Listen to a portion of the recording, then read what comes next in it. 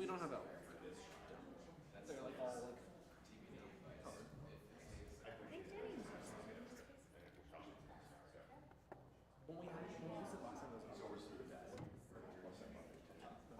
Were you here for that when it like silver was burning? Yeah. Like this. Like.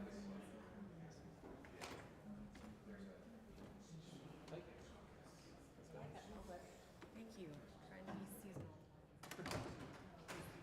You're pulling it off.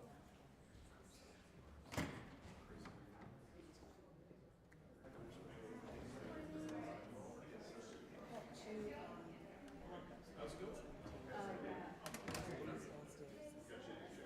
And both are important. So I gotta go. Yeah, so that's an expansion. So where's my son? I thought we started at 10:15. Absolutely. Stayed longer in here. That's the list? Yeah.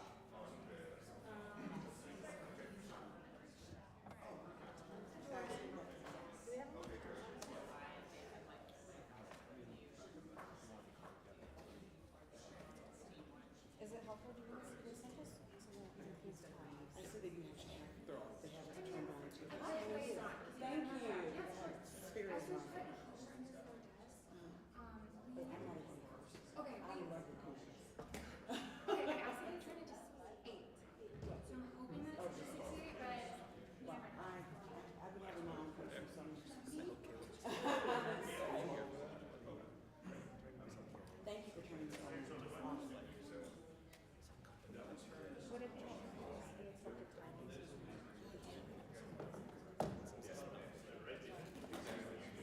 So, the first one will be.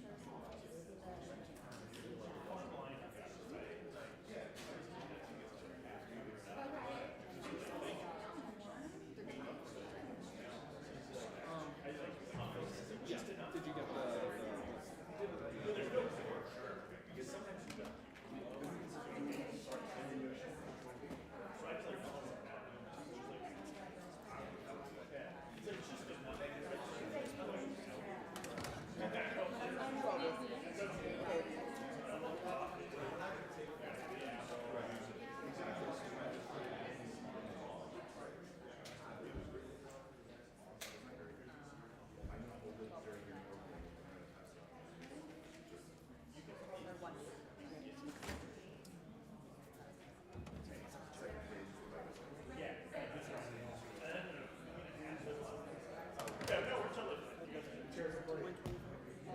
Aren't they, and you don't have to spin them? No, the last one. Yeah.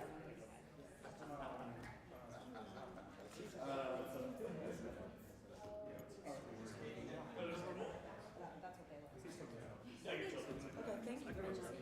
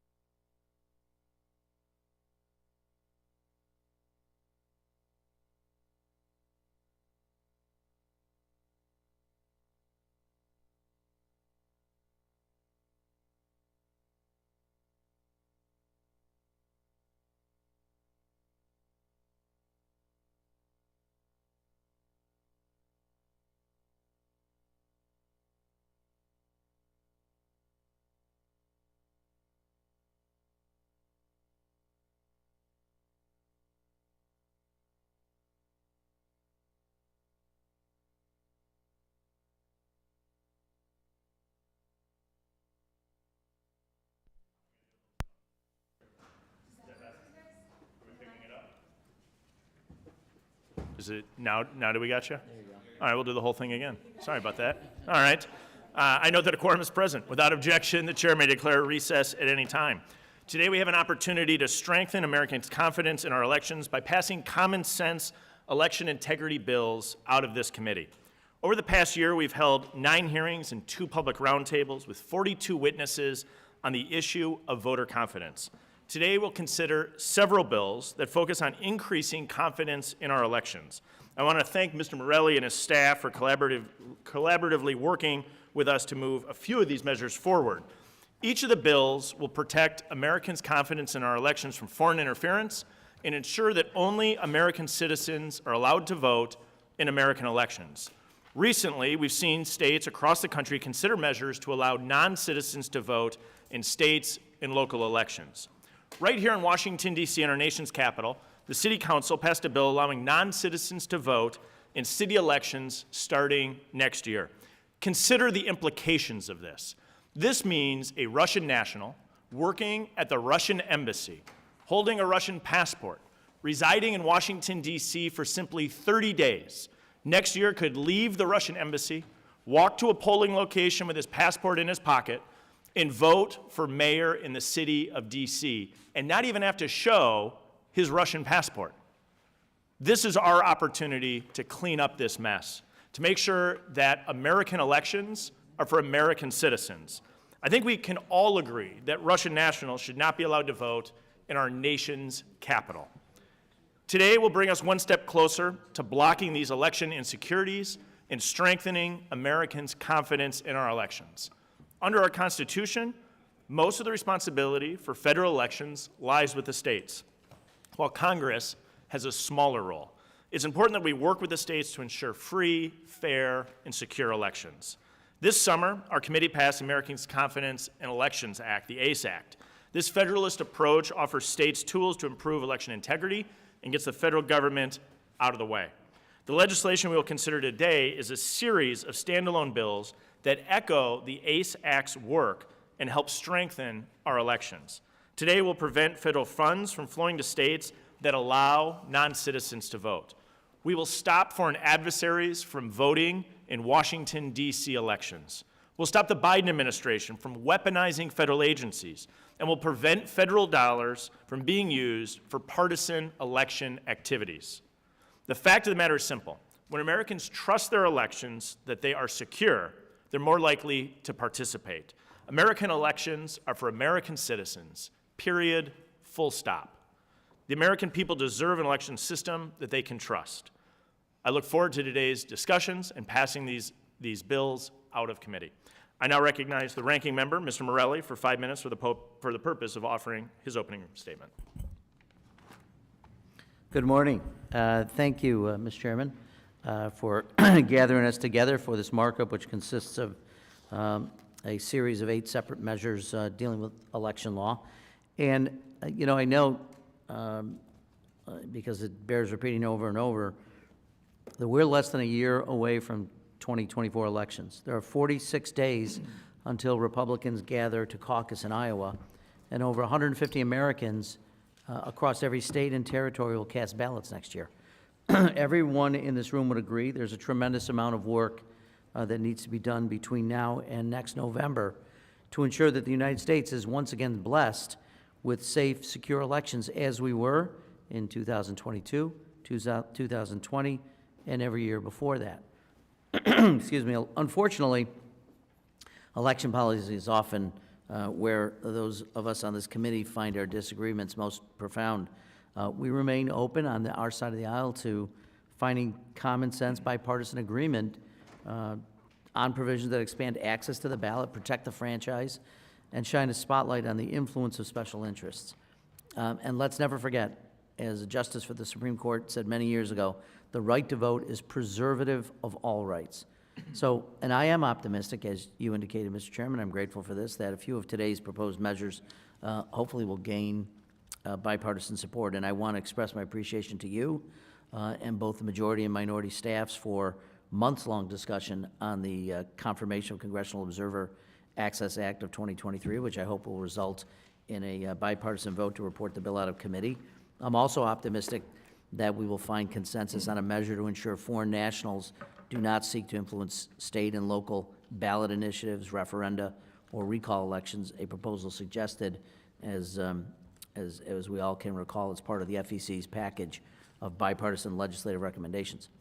Unfortunately, many of the other proposed bills before us are recycled pieces of the ACE Act, which we feel is a omnibus of anti-voter, pro-dark money package of bills previously reported by the committee's majority. And counterintuitively, as states and localities prepare to facilitate a colossal undertaking next year, this committee is considering some extreme partisan messaging bills that frankly have zero chance of becoming law and would reduce resources available to state and local officials. And I can continue to believe that I think it's a shame we don't use our limited time before the next election to take steps necessary to adequately resource and support election officials, deter and prevent mis- and disinformation, and shine a spotlight on the oncoming torrent of dark money.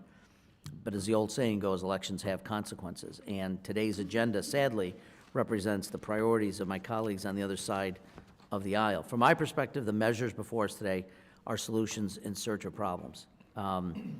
We do not inspire confidence in our elections by parroting disproven claims of rigged elections, non-existent voter fraud, and supporting fraudulent audits of election results. And I do note that we had exhaustive testimony here, some would say exhausting testimony, over 10 hearings, dozens of hours, and the suggestions that there is widespread fraud, suggestions that there have been elections which have been rigged, had no evidence at all in any of those hearings, not a shred of evidence on any of it. And from my mind, what we do in Congress and what legislative bodies do is hold hearings on concerns that we may have, and once we hear testimony, when there's evidence presented, work on a solution. Here, we've got solutions searching for problems. Our Republican colleague from Colorado, Congressman Buck, recently said, as a Republican Party, if we're going to offer good, solid policy answers to the real challenges we face in America, we've got to get past the lies, we've got to have credibility with the American public, and I think we can do that, but we have to move forward. I urge my colleagues to heed Mr. Buck's call to restore their party's credibility with the American public by ceasing the baseless insinuations and the constant undermining of the results of the 2020 election, knowing full well they lack any evidence of any kind of malfeasance or fraud across the country. Indeed, the record of this committee, as I indicated, and the hours and hours that we spent, there is no evidence of significant voter fraud in 2020, and every witness called before us had an opportunity to present that evidence, did not do it, and all indicated that they thought Joe Biden won the 2020 election. So this is a record that we built together. We should heed it, and I urge all of us to move forward, as Mr. Buck said, by working on common sense, bipartisan legislation that addresses our most pressing concerns. And I'll have more to say on the bills, obviously, as they're called up for consideration. But again, thank you, Mr. Chairman, for your consideration and for the work on this, and I yield back. I thank the ranking member. Without objection, the opening statements of all other members will be included in the record if they're provided to the clerk of the committee by 12 p.m. tomorrow. It is required by House rules, with one exception. A copy of all measures have been made available to members and the public at least 24 hours in advance. The one exception is the COCOA Act, which our ranking member was referencing. I thank Mr. Morelli, Mr. Carey, and I. We were hard at work, and we crossed the line late yesterday afternoon, and so we've posted that legislative text online, available, and we'll be bringing that up today. A copy of the language, as I said, was available online. I'll now call up H.R. 4396, the American Confidence in Elections District of Columbia Citizen Voter Act, sponsored by Mr. Bost of Illinois, and a component bill of the ACE Act. This bill bans non-citizens from voting in D.C. elections, including local elections. I'll now yield 5 minutes to Ms. Lee to speak on the bill. Thank you, Mr. Chairman. The District of Columbia Citizen Voter Act would require U.S. citizenship to vote in any D.C. election. Last year, the D.C. City Council enacted the Local Resident Voting Rights Amendment Act of 2022 that gave non-citizens that are 18 years old and have resided in D.C. for 30 days the right to vote in any D.C. election. 18 United States Code, Section 611, prohibits non-citizens from voting in federal elections. While states and localities are free to permit non-citizens to vote in state and local elections, Article 1, Section 8, Clause 17 of the United States Constitution gives Congress complete control over the District of Columbia. Therefore, Congress can and should overturn this D.C. non-citizen voting law. Elections in the District of Columbia should be an example for the nation. Allowing non-citizens like embassy staff to vote in D.C. elections is inappropriate and contrary to our system of democracy. With that, Mr. Chairman, I yield back. The gentlelady yields back. I'll recognize Mr. Morelli if you would like to give a statement on the bill. Thank you, Mr. Chairman. I would indeed. I think my majority colleagues and those on our side of the aisle disagree on the status of Washington, D.C. itself. House Democrats believe that taxation without representation is undemocratic and contrary to our nation's founding principles. I think it's clear to say that in 1789, our founders would never have conceived that over 700,000 Americans would lack full voting representation in Congress simply for living in the capital city. To rectify this, House Democrats last Congress passed H.R. 51, which would have established statehood for the people of D.C. outside the federal district where our federal buildings lie. Clearly, and I don't mean this in any dismissive way or any other way than to suggest Republicans don't see it that way. We have a disagreement about how we view this. But saving that disagreement for later discussion, the claims upon which this bill is based are baseless. Contrary to the talking points about elections in D.C., non-citizen embassy employees are unlikely ever to qualify as D.C. residents for the purpose of voting. Embassy employees are necessarily here for a temporary purpose. They are consular officers posted to the United States, and a non-citizen embassy employee will leave D.C. when their deployment ends. By that very fact, by definition, embassy employees are not going to be voting in D.C. elections under D.C. law. They're not residents, simply put. And frankly, we've had no evidence in all the testimony we took that indicates even a single embassy employee ever voted in a D.C. election fraudulently. And frankly, there would be penalties associated with that if that were the case. No evidence of that kind exists.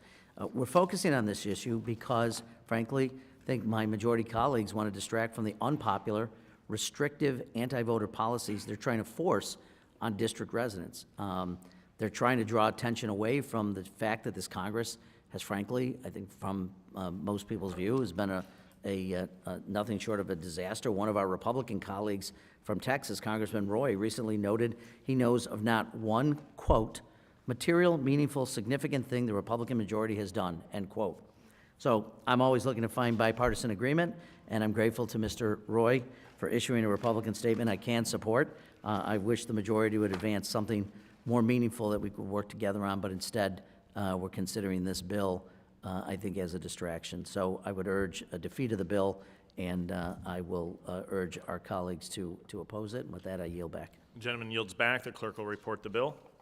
H.R. 43. Without objection, the first reading of the bill is dispensed with. Also without objection, the bill shall be considered as read and open to amendment at any point.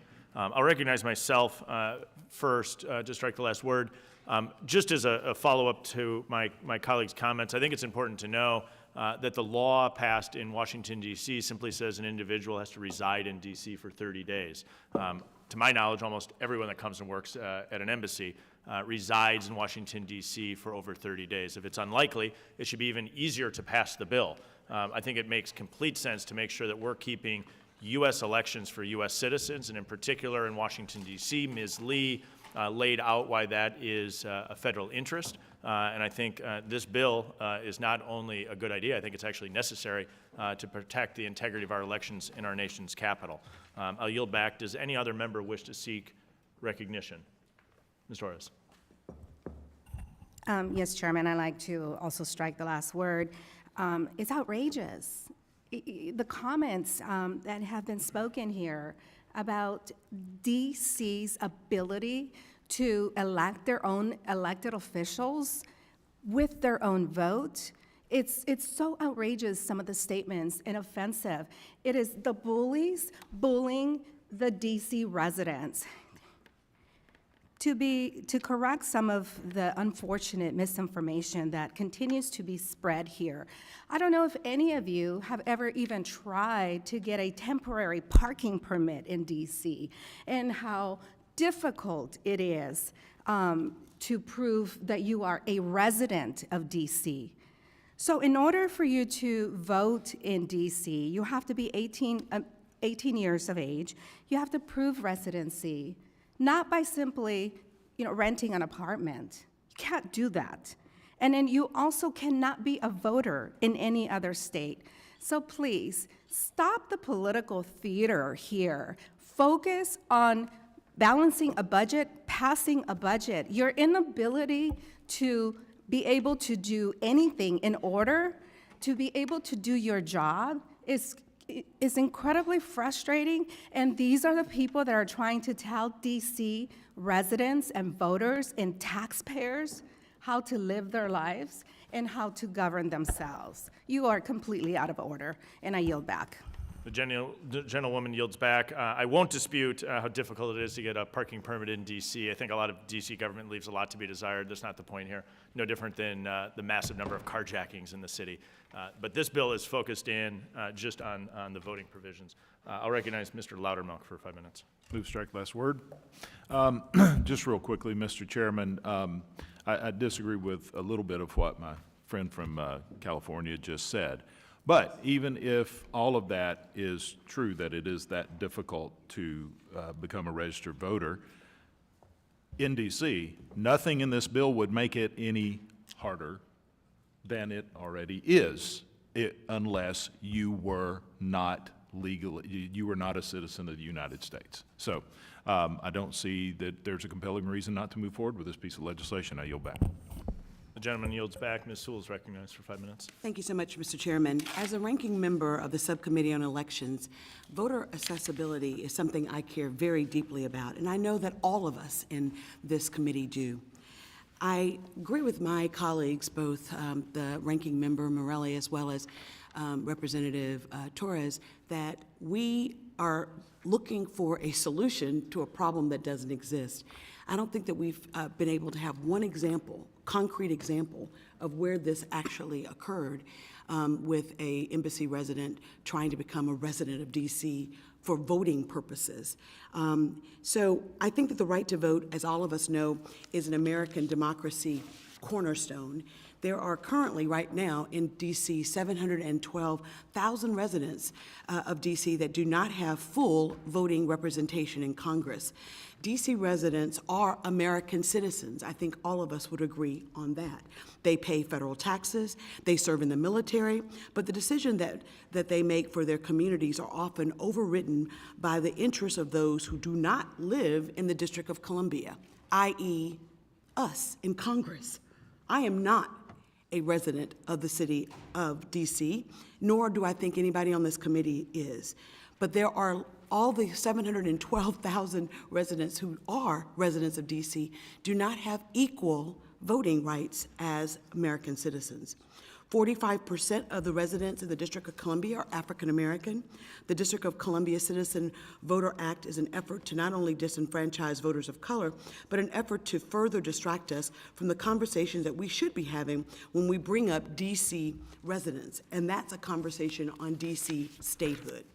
The residents that live in our nation's capital should be able to fully participate in our democracy. They do not at current, and we would do well as a committee to address that concern instead of looking for a solution to a problem that does not exist. I yield back the balance of my time.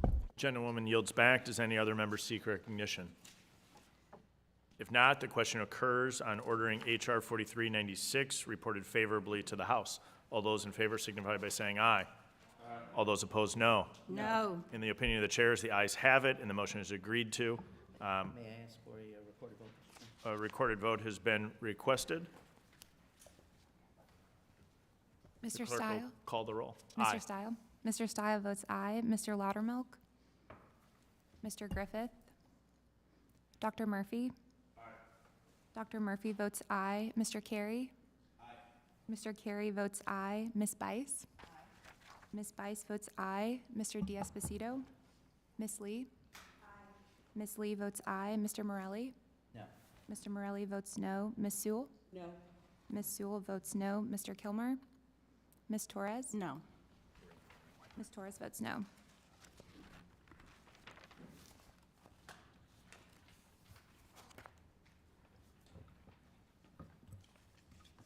Madam Clerk. Mr. Chairman, on this vote, there are five. Mr. Loudermilk seeks recognition. I think he's looking to see how he's recorded. Mr. Loudermilk is not recorded. Mr. Loudermilk votes aye.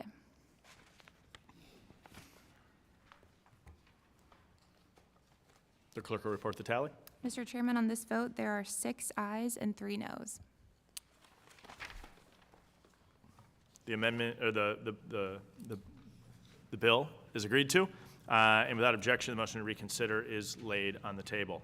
I'll now call up H.R. 4316, the Citizen Ballot Protection Act, sponsored by Mr. Palmer of Alabama, and a component of the ACE Act. Many states across the country have laws preventing non-citizens from voting in their elections. One way they enforce this prohibition is by requiring proof of citizenship when individuals register to vote. This bill allows states to enforce this prohibition and ensure their elections are free from foreign interference. I'll now recognize the ranking member, Ms. Morelli, if you would like to give a statement on the bill. Thank you, Mr. Chairman.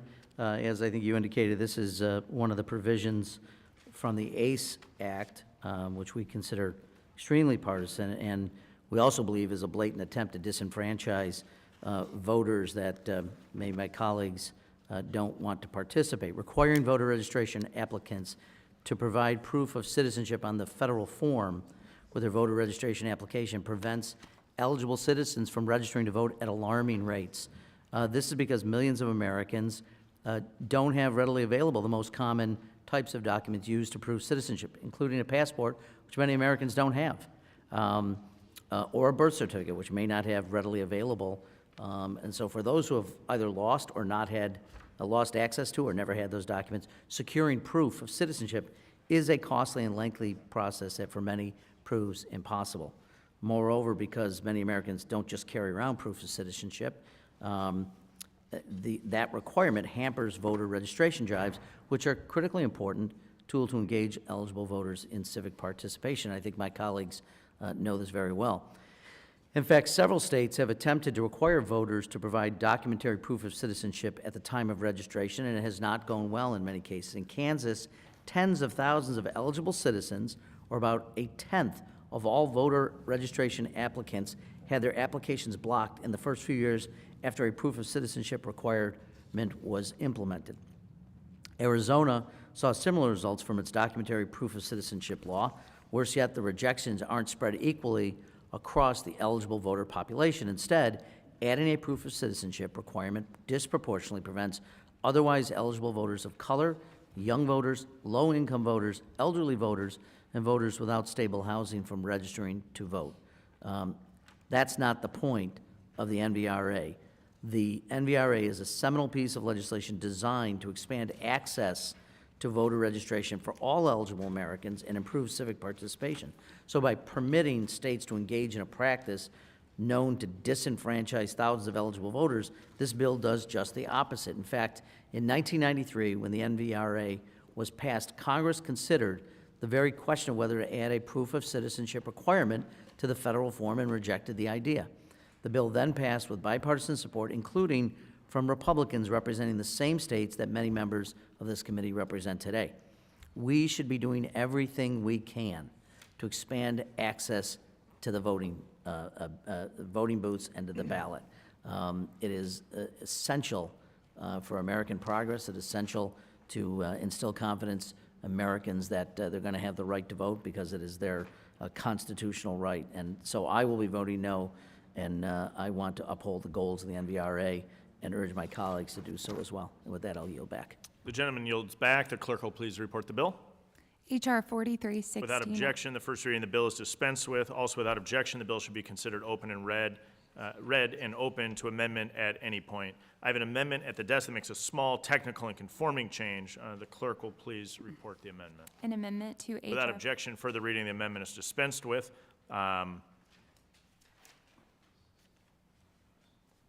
Would any member like to speak on the amendment? Yes. On the, this is on the, I apologize, on the technical conforming amendment, then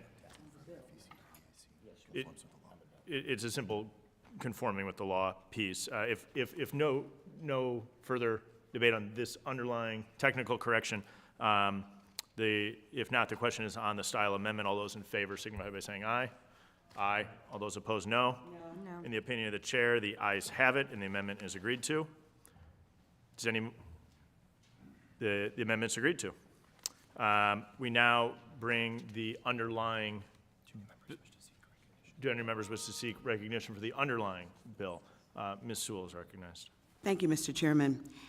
Voting is a fundamental civil right, and it shouldn't be infringed upon no matter what your race or zip code is. But far too often, efforts to suppress voters like strict ID requirements, bans on early voting, and vote by mail, closed polling stations without notification, and voter roll purges, and requiring proof of citizenship continue to resurface.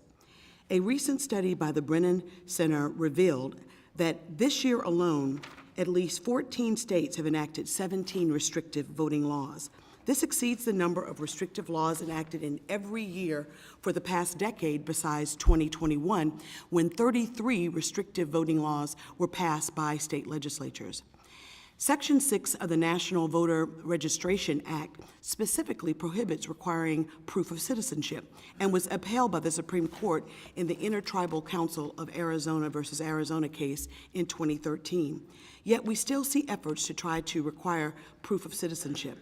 Let's discuss what happened when they were tried, when proof of citizenship was tried on the state level in Arizona and in Kansas.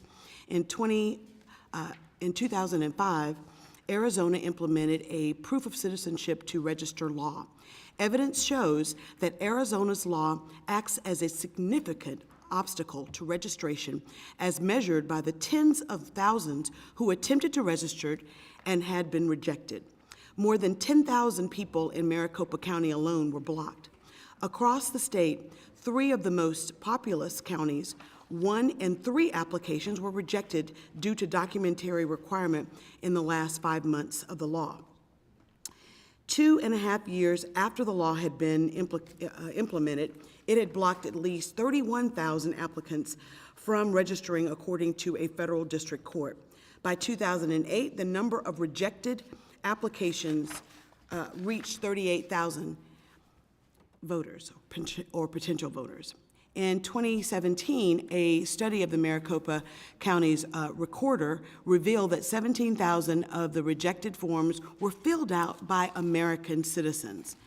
In 2013, Kansas followed suit with a discriminatory proof of citizenship requirement as well. Nationally recognized voting experts examined attempted registration between 2013 and 2015. Dr. McDonald's report revealed that more than 14% of the new registrants, 35,000 people, were blocked by the documentary requirement. The experience in Arizona and Kansas proved that this practice represents a significant obstacle to voter registration and is not about voter accessibility or about citizenship. More, it's about voter suppression. In fact, national studies show that between 5% and 7% of Americans don't have any documents to prove that they are citizens, yet they are citizens. Women who require their names to be changed. In fact, national studies show that women who change their names upon getting married are less likely to have their documentation. Citizens recovering from a natural disaster are less likely to have documentation, and 59% of Americans do not have a passport to prove documentation. It has been proven that this practice disproportionately prevents young voters, voters of color, low-income voters, voters with unstable housing, and elderly voters from registering to vote. But this is what we all want to consider as a supposed common sense measure to protect access to the franchise. I think those of us on this side of the aisle would agree that this does not. Rather, it's an attempt to further restrict access to the ballot box by valid American citizens. Thank you, and I yield back the balance of my time. The gentlewoman yields back. Ms. Lee is recognized for 5 minutes. Thank you, Mr. Chairman. Article 1, Section 4 of the United States Constitution, the Elections Clause, confirms that states are given the primary role in administering elections, not the federal government. One of the powers that is given to states is the power to establish voter qualifications, such as age, residency, and citizenship. It is a state decision whether to require documentary proof of citizenship when voters register to vote. H.R. 4316 does not mandate that states have this requirement. It simply allows them to enact and/or enforce these laws if they choose. This does no more than confirm and articulate states' authorities under the Elections Clause. With that, Mr. Chairman, I yield back. The gentlewoman yields back. Does any other member seek recognition? If not, the question occurs on ordering H.R. 4316 reported favorably to the House. All those in favor signify by saying aye. Aye. Aye. All those opposed, no? No. In the opinion of the chair, the ayes have it, and the motion to report is agreed to. A recorded vote has been requested. The clerk will call the roll. Mr. Stile? Aye. Mr. Stile votes aye. Mr. Loudermilk? Aye. Mr. Loudermilk votes aye. Mr. Griffith? Dr. Murphy? Ms. Bice? Aye. Ms. Bice votes aye. Mr. Carey? Mr. D'Esposito? Ms. Lee? Aye. Ms. Lee votes aye. Mr. Morelli? No. Mr. Morelli votes no. Ms. Sewell? No. Ms. Sewell votes no. Mr. Kilmer? Ms. Torres? No. Ms. Torres votes no. Does any member wish to change their vote? The clerk will report the tally. Vote. There are 4 ayes and 3 noes. The motion is agreed to, and without objection, the motion to reconsider is laid upon the table.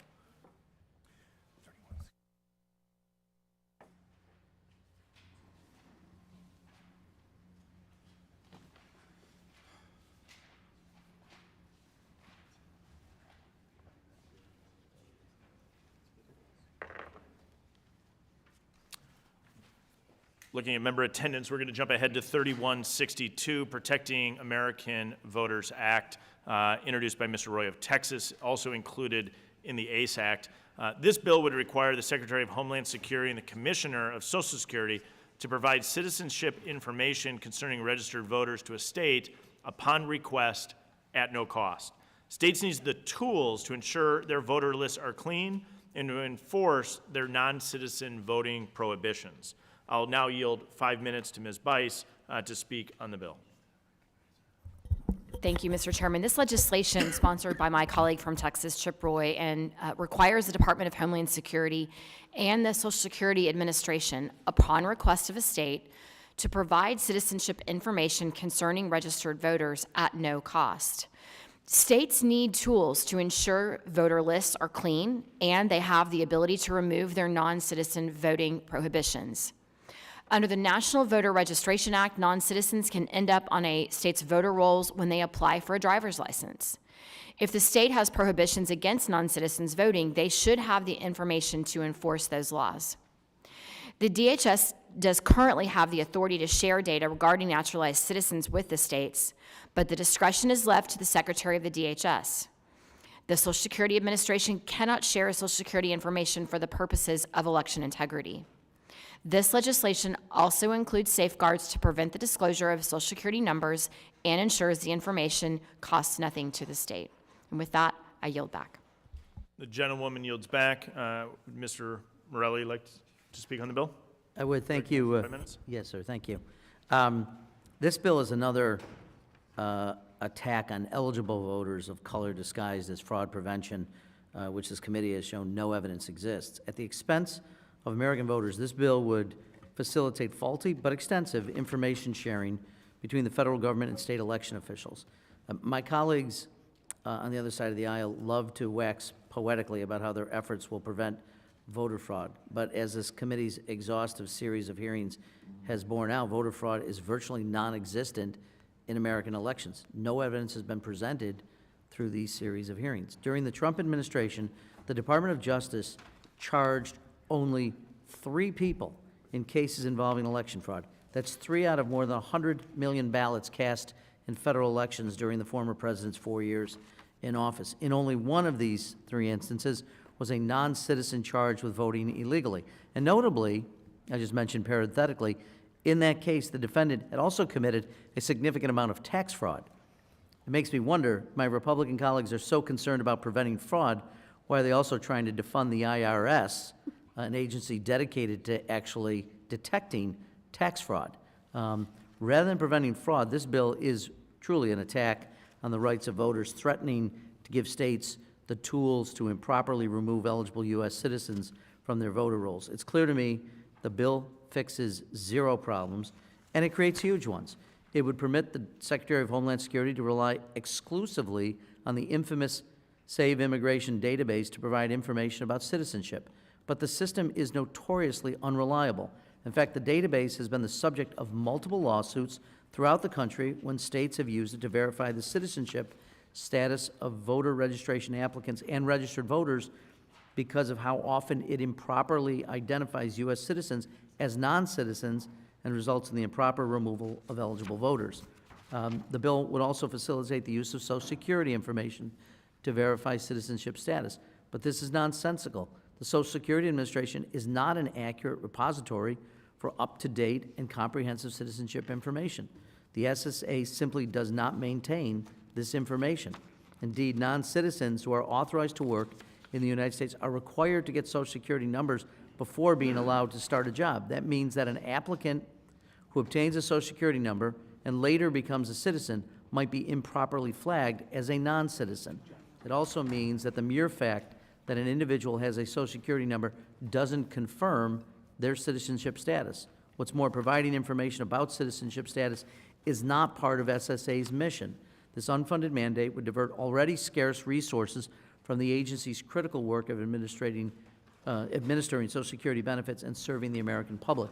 So it's clear the bill is another poorly disguised, if it's disguised at all, attack on American voters. I will vote no on this bill. I urge my colleagues to do the same, and I'll yield back the balance of my time. The gentleman yields back. The clerk will please report the bill. H.R. Without 3160. objection, the first reading of the bill is dispensed with. Also, without objection, the bill should be considered as read and open to amendment at any point. Does any member seek recognition? Ms. Lee. Mr. Chairman, I reserve, let's see, do we need a point of order? Yes. No? Okay. Mr. Chairman, the Protecting American Voters Act is directed at helping us achieve the twin pillars of voter access to elections, but also ensuring that we have accurate elections with a high level of integrity. One of the primary responsibilities of state and local election officials is to maintain accurate and current voter rolls so that we can ensure all eligible Americans are able to vote, and also that we have an accurate and complete list of who those eligible voters in a community are. The Social Security Administration and the Department of Homeland Security are two entities that have access to information about eligibility because they do have information about citizenship, and that is a part of a state's determination of voter eligibility and current and accurate voter information. So this bill would enable and help support the role of state and local election officials in maintaining accurate and current voter rolls, which is certainly something that I know we all share an interest in them being equipped and able to do that role. And with that, Mr. Chairman, I yield back. The gentlewoman yields back. Does any other member seek recognition on the bill? Mr. Murphy.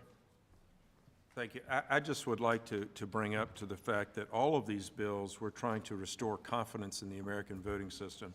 And now the fact that we have now 8 million people that have come into our border who are undocumented, who are not citizens of this country, with possibly an apparent motive is to get them to be voting individuals, I think it is paramount and requisite that we have each individual point that is enforced, that American citizens are the ones who vote, not individuals who came into this country illegally. Thank you. I'll yield back. Gentleman yields back. Does any other member seek recognition? I'll recognize myself for 5 minutes. Just to follow up with what you said, Mr. Murphy, I completely agree. I think that one of the keys here is we're providing states the tools that they need to be able to maintain the election integrity standards. This is true with the previous bill that we just passed out of committee. It provides states the tools they need, allows the federal government to conform to states. This is saying if states are seeking access into the Social Security database for citizenship purposes, they should rightly be able to have that access at no cost. I think this is a very common sense reform to make sure we're protecting the integrity of our elections and making sure that U.S. elections are for U.S. citizens. I'll yield back. Does any other member seek recognition? If not, there's no further debate.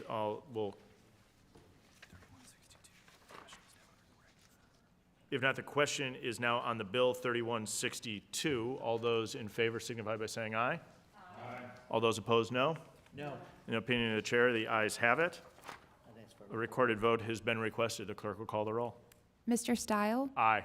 Mr. Stile votes aye. Mr. Loudermilk? Aye. Mr. Loudermilk votes aye. Mr. Griffith? Dr. Murphy? Aye. Dr. Murphy votes aye. Ms. Bice? Aye. Ms. Bice votes aye. Mr. Carey? Aye. Mr. Carey votes aye. Mr. D'Esposito? Ms. Lee? Aye. Ms. Lee votes aye. Mr. Morelli? No. Mr. Morelli votes no. Ms. Sewell? No. Ms. Sewell votes no. Mr. Kilmer? Ms. Torres? No. Ms. Torres votes no. Does any member wish to change their vote? The clerk will report the tally. Mr. Chairman, on this vote, there are 6 ayes and 3 noes. Motion passes without objection. The motion to reconsider is laid upon the table. We'll now move on to H.R. 4555, the Federal Election Audit Act, which is sponsored by Dr. Murphy and is also a component of the ACE Act. This bill amends the Help America Vote Act to allow states to use existing federal dollars to conduct substantive, independent audits of the accuracy and effectiveness of voting systems and election procedures. The clerk will report the bill. H.R. 4555. Without objection, the first reading of the bill is dispensed with. Also without objection, the bill shall be considered read and open to amendment at any point. Mr. Chairman, The clerk will report the amendment. An amendment in the nature of a substitute. to Without HR. objection, the amendment in the nature of a substitute is considered as read and will be considered as original text for the purpose of further amendment. I now yield 5 minutes to Dr. Murphy, the bill sponsor. Thank you, Mr. Chairman. Free and fair elections are a hallmark of American democracy and have been our national standard for over 2 centuries. However, in recent years, trust in our elections has eroded on both sides of the political spectrum. Trust in the accuracy of electoral outcomes should not be influenced by the outcome itself. So to ensure accuracy and restore confidence in our election system, today we are debating the Federal Election Audit Act. This measure would provide federal funds to states who wish to conduct comprehensive post-election audits in an effort to boost transparency and improve election integrity. As this committee learned through the hearing process earlier this year, many states and localities do not conduct comprehensive audits, thus assuring election equipment worked properly and ballots were cast by eligible and qualified voters. I just would remind everybody, we audit everything in every society. We do it in medicine all the time, and doing it now for one of the things that is most precious to our democracy, elections, is really should be, as we say, a no-brainer. The Federal Election Audit Act, as introduced, permits states to use requirement payments or grant funds to conduct audits of the accuracy and effectiveness of voting systems as well as election procedures. This amendment in the nature of substitute includes several relevant expansions and improvements to the underlying language based on our oversight, process, and feedback. The language is also identical to what is found in this committee's American Confidence in Elections Act. First, audits are to be conducted independently. State and local officials or contractors of such offices may not conduct an audit. Second, audits are comprehensive. It prescribes what an examination would cover over voter registration, voter check-in, voting, tabulation, canvassing, and post-election procedures. Finally, audits are timely. States' audits should be conducted before the expiration of one can challenge the results of an election under state law. In no way should this be considered a partisan issue, and funding to aid states should ensure that elections are mechanically sound, taxpayer resources are being used effectively. Further, if every state retains autonomy to administer their own elections as they see fit, it's enshrined in our Constitution, and nothing in this act infringes upon this. We believe all eligible American voters must be able to vote, and all lawful votes must be counted. This legislation was crafted with thoughtful consideration and with sincere recognition of the bipartisan concern of the American people in election integrity. It is a sound piece of legislation that seeks to protect the sanctity of our elections and instill confidence in all, and I urge passage of the bill. With that, Mr. Chairman, I will yield back. The gentleman yields back. I'll now recognize the ranking member, Ms. Morelli, if you'd like to give a statement on the amendment in the nature of a substitute. Thank you, Mr. Chairman. I think we all agree that post-election audits are an important tool to help ensure the accuracy of our elections. However, I have serious concerns about the bill before us today. H.R. 4555, the Federal Election Audit Act, would allow certain Help America Vote Act funds, HAVA funds, to be used to conduct and publish an audit of the effectiveness and accuracy of the voting systems, election procedures and outcomes of an election, as well as the performance of election officials who carried out the election. While this seems like good policy on its face, we've seen how post-election audits can be weaponized in furtherance of election-related lies and disinformation and election denialism. The amendment in the nature of a substitute offered by the majority also raises significant concerns, prohibiting any individual, first of all, who is an employee or contractor of the state or local government office responsible for the administration of the election from participating in conducting the audit, removes critical individuals with great knowledge and expertise from the process. State and local election administrators are the experts in how their elections are run. We should not be effectively barring them from participating in an audit.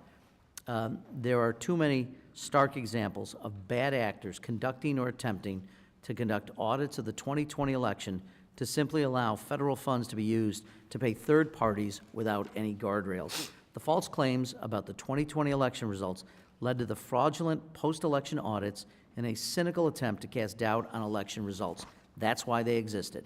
In Arizona, for example, despite overwhelming evidence of President Biden's victory, and without proof of any fraud, allies of the former president in the state of Arizona hired cyber ninjas, an organization with zero experience auditing elections, none whatsoever, and whose CEO had spread publicly conspiracy theories and election disinformation. They were chosen to conduct another audit of the 2020 election results in Maricopa County, even though post-election audits had already been conducted. At the end of the day, the cost to the Arizona taxpayers was significant and unnecessary. Attempts to conduct deceptive or disruptive audits were seen in other states as well, such as Colorado and Michigan. Post-election audits are a necessary and critical part of the election administration process. We should be providing states with the resources they need to conduct them effectively.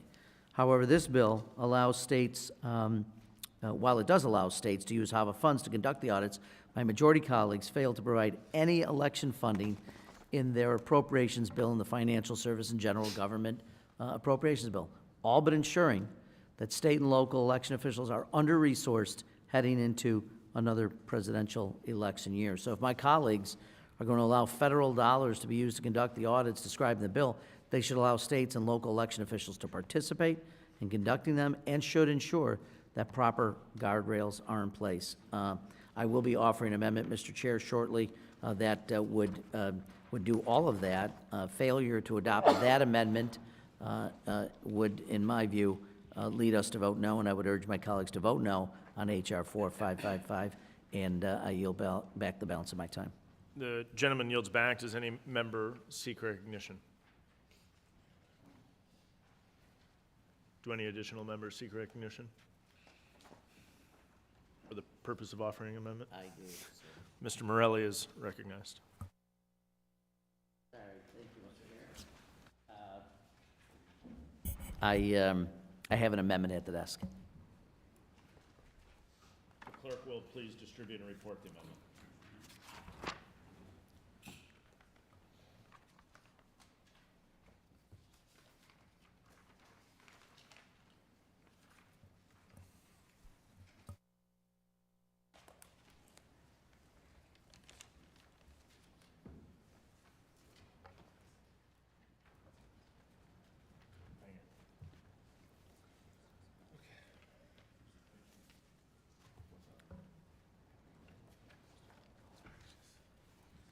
I know.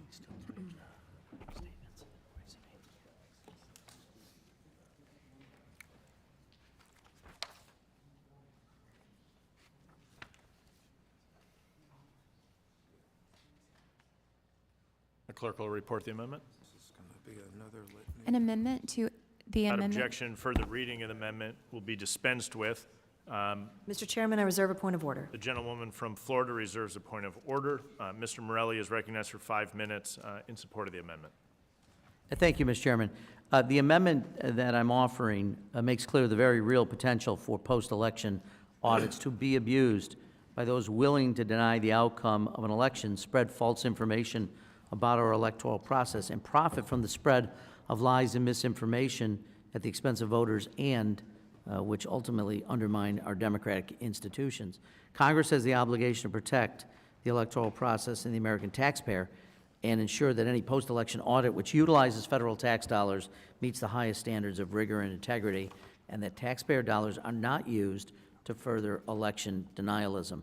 My amendment would add findings outlining just a few examples of how post-election audits were weaponized by election deniers in the wake of the 2020 election. This is public record, and it's in the amendment that I offer. Additionally, my amendment would place limitations on the participation of third parties in any audit funded by these HAVA dollars unless the appropriate state or local official authorizes the third party's access. The audit is conducted with full transparency to the public based on a comprehensive plan established and made public ahead of time. The state implements procedures to ensure the proper chain of custody and security of any equipment or supplies used in the audit, and finally, that the state implements procedures to protect voter privacy. Finally, my amendment requires that if HAVA funds are being used to conduct an audit of an election outcome under this act, that it must be a risk-limiting audit. Risk-limiting audits are considered the gold standard of post-election audits, and we should ensure that any audit of election outcomes meets that standard. So I urge my colleagues to vote yes on the amendment and yield back the balance of my time. The gentleman yields back. Dr. Murphy is recognized. Yeah, thank you, Mr. Chairman. And again, I think all of us on this committee are very earnest that we want fair elections and free elections. I'll remind the committee, however, of former Secretary of State Hillary Clinton contesting the election with former President Donald Trump in several different regards. So appreciate Mr. Morelli trying to improve the bill. However, I find this amendment a distraction, if will, repeating some of the other points that we've discussed ad nauseum in the committee, and I would urge my colleagues to vote no. Is there further debate on the amendment? Ms. Sewell is recognized. Thank you, Mr. Chairman. I just wanted to support the Morelli amendment. I think that we've seen in the 2020 election, after the 2020 election, as he so eloquently said, lots of chances where states may have been well-intentioned, but they chose third-party vendors to actually do the audits that were biased. And we need guardrails to make sure that we are, in fact, doing the audit properly, and that we're not just trying to hold up someone from being sworn in and getting, and moving on with the process, but we're actually providing transparency and accountability. I think that because his amendment provides better transparency and more accountability, that we should support his amendment. Thank you. The gentleman yields back. Is there further debate on the amendment? Seeing none, does the gentlewoman from Florida insist on her point of order? No, Mr. Chairman, I yield back. If not, the question is on the amendment from Mr. Morelli. All those in favor signify by saying aye. Aye. All those opposed, no. No. In the opinion of the chair, the no have it, and the amendment is not agreed to. A roll call vote is ordered, and the clerk will please call the roll. Mr. Stile? No. Mr. Stile votes no. Mr. Loudermilk? No. Mr. Loudermilk votes no. Mr. Griffith? No. Mr. Griffith votes no. Dr. Murphy? Dr. Murphy votes no. Ms. Bice? Ms. Bice votes no. Mr. Carey? Mr. Carey votes no. Mr. D'Esposito? Mr. D'Esposito votes no. Ms. Lee? Ms. Lee votes no. Mr. Morelli? Mr. Morelli votes aye. Ms. Sewell? Ms. Sewell votes aye. Mr. Kilmer? Mr. Kilmer votes aye. Ms. Torres? Ms. Torres votes aye. Does any member wish to change their vote? The clerks will report the tally. Mr. Chairman, on this vote, there are 4 ayes and 8 noes. The amendment is not agreed to. Does any other member seek recognition? If not, the question now occurs in the amendment in the nature of a substitute offered by Dr. Murphy. All those in favor signify by saying aye. Aye. All those opposed, no. No. In the opinion of the chair, the ayes have it, and the motion to report is agreed to. A recorded vote has been requested. The clerk will call the roll. Mr. Stile? Aye. Mr. Stile votes aye. Mr. Loudermilk? Aye. Mr. Loudermilk votes aye. Mr. Griffith? Aye. Mr. Griffith votes aye. Dr. Murphy? Aye. Dr. Murphy votes aye. Ms. Bice? Aye. Ms. Bice votes aye. Mr. Carey? Aye. Mr. Carey votes aye. Mr. D'Esposito? Aye. Mr. D'Esposito votes aye. Ms. Lee? Ms. Lee votes aye. Mr. Morelli? No. Mr. Morelli votes no. Ms. Sewell? No. Ms. Sewell votes no. Mr. Kilmer? No. Mr. Kilmer votes no. Ms. Torres? No. Ms. Torres votes no. Does any member wish to change their vote? If not, the clerk will report the tally. Mr. Chairman, on this vote, there are 8 ayes and 4 noes. The amendment in the nature of a substitute is agreed to, and without objection, the motion to reconsider is laid upon the table.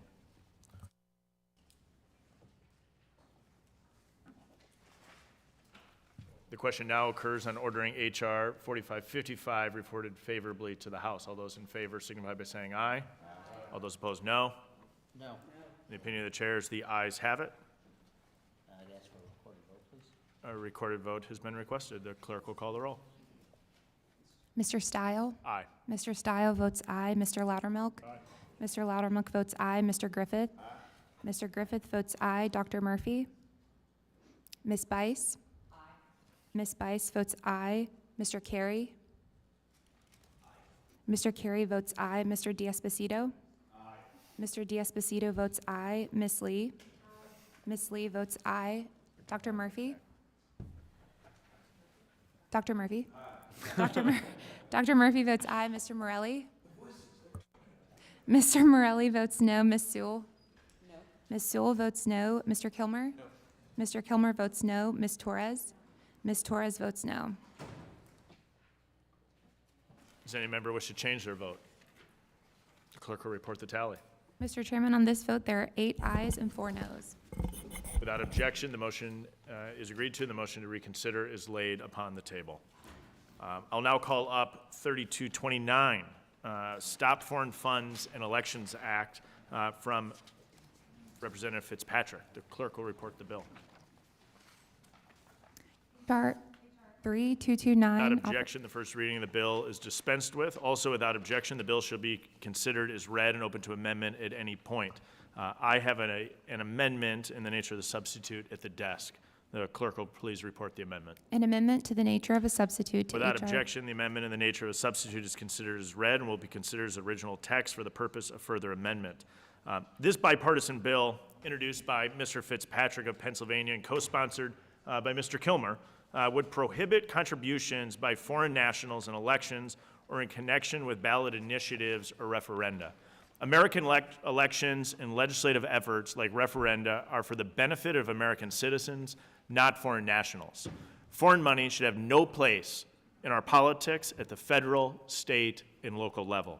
This bill was one of the Federal Election Commission's top nonpartisan legislative recommendations in 2022 and comes from all 6 commissioners. That's 3 Republicans and 3 Democrats. This amendment ensures that state or local campaign or ballot question committees are not subject to federal registration or reporting requirements that would unnecessarily duplicate state efforts. I'll now recognize the ranking member, Mr. Morelli, if you'd like to give a statement on the bill. Thank you. As I mentioned earlier in my opening statement, I'm grateful to you and to staffs for collaboration here, and I have a discrete amendment that I'll offer a little later and make general comments. So in the interest of time, I'll happy to yield back the balance of my time. The gentleman yields back. Recognize Mr. D'Esposito for 5 minutes. Well, thank you, Chairman Stile. H.R. 3229, the Stop Foreign Funds and Elections Act, is a necessary bill to protect our elections from foreign influence. This important piece of legislation would prohibit contributions or donations by foreign nationals in connections with state or local ballot initiatives. Federal law already takes several steps to ensure foreign nationals do not participate in federal, state, or local elections. Foreign nationals cannot directly or indirectly make a contribution or donation of money or other thing of value or make an express or implied promise to make a contribution or donation in connection with a federal, state, or local election. Foreign nationals are also prohibited from contributing and donating to political party committees and from making expenditures, independent expenditures, and disbursements from electioneering communications. And of course, non-citizens are also prohibited from voting in federal elections. However, federal law does not prohibit foreign nationals from making contributions or donations in connection with state or local ballot initiatives or referendum. This legislation rectifies that problem. American elections are for the benefit of American citizens and not foreign nationals. Foreign money should have no place in our elections at the federal, state, or local level. This bill was one of the Federal Election Commission's top bipartisan legislative recommendations in 2022 and comes from all 6 commissioners, 3 Republicans and 3 Democrats. And it is essential that this is implemented before the next election in 2024. I urge the support from all my colleagues for this bipartisan bill that assures that the right to vote and that participation in American elections belongs to the citizens of the United States of America, not foreign nationals. Mr. Chairman, thank you, and I yield back. The gentleman yields back. I'll now recognize Mr. Kilmer for 5 minutes, the co-sponsor of the bill. Thanks, Mr. Chair, and thanks for taking this bill up. I want to just commend our colleague, Mr. Fitzpatrick, for bringing it forward. As you mentioned, I co-sponsored this. I think it's really important to keep foreign money out of our elections. And that's really what this bill is about, also applying that prohibition to state and local ballot initiatives and referenda. I'm really glad to see the committee move this bill forward.